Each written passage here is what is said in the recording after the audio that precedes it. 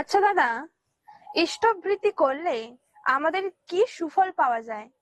ঠাকুর আমাদের এই সম্বন্ধে কি বলেছেন একটু বলো আমাকে। ইষ্টভীতি সুফল যে কত তা বলে তোমায় আমি শেষ করতে পারবো না। বহু এর উপর আছে, এর অনেক অসম্ভবও সম্ভব ঘটে যায়।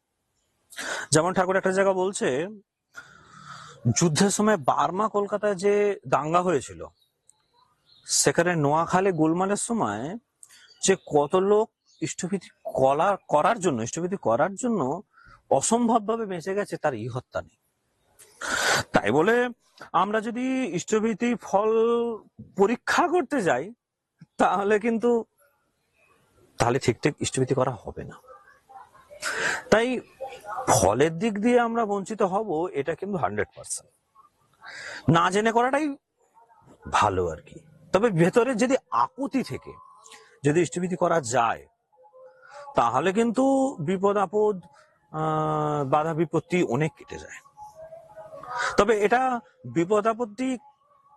বিপদ আপত্তি কেটে যাবে এই ভেবে ইষ্টভীতি করাটা কিন্তু উচিত নয়।